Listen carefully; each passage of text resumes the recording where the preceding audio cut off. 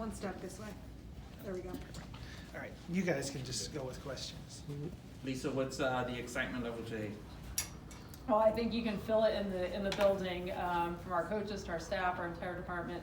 It's really exciting, and like I think I tweeted out, it's an exciting day to be a Roadrunner.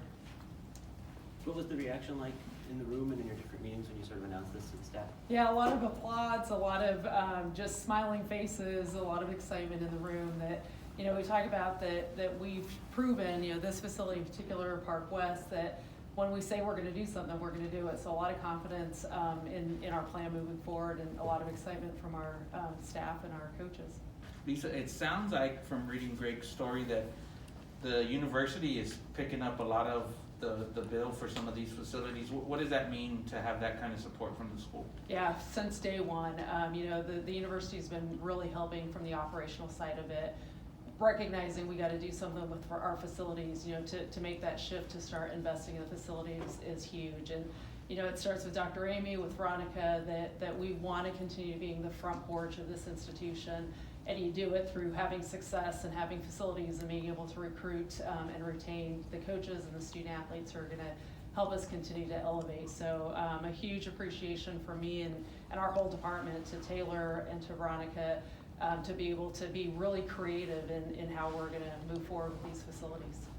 With these funds, a lot of getting the approval to go through on these facilities, was it a direct result of the Board of Regents meeting? I think it was last week, approving the monetary funds for the school. I think President Amy was before the committee there. Yeah, that was specific to our to the volleyball and basketball practice facility. So all of these, it's a process. We have to present this all to the board. So that was sort of step one in getting the funding approved for the basketball and volleyball practice facility. So is that the basketball and volleyball, is that its own entity, and then this $57 million, is that going? No, it's all together. Yes, yeah.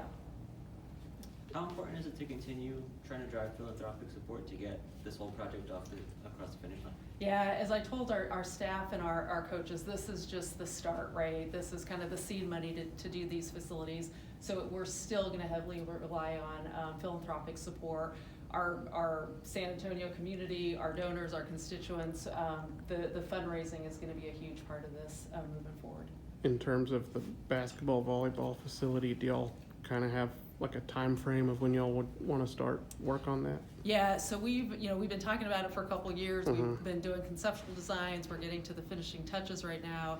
I'm optimistic we're gonna be able to break ground by December. Our facility folks tell me it's gonna be January. We're gonna continue to push, but whether it's December of 2024 or January of 2025, we're gonna have shovel in the ground. Where are you at in the design process with that? Yeah, we're right there towards the end of getting the final touches with the architect. So we're very close to final design. Has it changed much from the renderings we saw initially? I don't know that we've seen too much details on it. That's why I was asking. Yeah, the conceptual designs, of course, there's always changes to conceptual designs. So I think the elements are still the same. We're looking at the basketball courts, we're looking at locker rooms, offices for the coaches, a satellite sports medicine area. So I think the elements are all the same. Where they might be placed in the building might be a little bit different from the conceptual designs. Those are practice facilities, but is there still a plan down the road? Do you guys have one to maybe build a new home for games for basketball and volleyball? Yeah, right now our priority is really the training facility. As we ask our coaches what's important to them. Every recruit who comes through here, every current student athlete, they want a place to be able to just practice and to train. And right now we have 3 sport programs, plus cheer, plus dance, plus band, all utilizing the Convocation Center, our playing facility. So right now the real priority is the training facility. Given the kind of shifting model to funding and getting these done, what role does the Roadrunner Foundation play in these projects that are upcoming? Yeah, the Roadrunner Foundation has played a huge role in all of these facilities, from this one to Park West, and Gene Dawson and his leadership have just been so invaluable. So we're going to continue utilizing the foundation. They're going to continue helping us with the fundraising efforts, with the resource generation efforts. So we'll still have a huge partnership with the foundation. The university has talked a lot, as a whole, the school itself has talked about making its print on the downtown area. Obviously your football team plays games at the Alamo Dome. Do you want to expand UTSA Athletics' imprint on the downtown San Antonio area? Yeah, you know what, we love playing our 6, maybe hopefully 7 football games downtown in the Alamo Dome. I think it's too premature to talk about anything else that might be happening downtown. But certainly we always keep our options open for any partnership.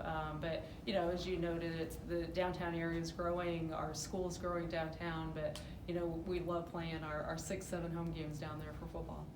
Lisa, I saw your budget increased past the $50 million mark. Just, can you talk about the growth since the time you've been here, and then what's next? What's Yeah. the next kind of benchmark for you guys? Yeah, again, just really appreciative of, again, Dr. Amy and Veronica.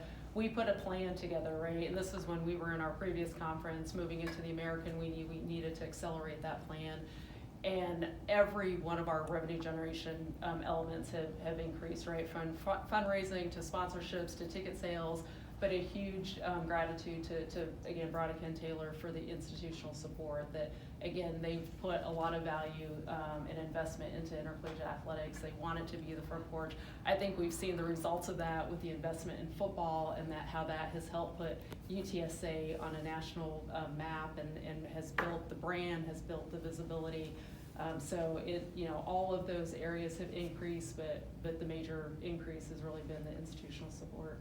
Outside of on the court, on the field, how can any of the 57 million, how can it be, impactful to the UTSA fan?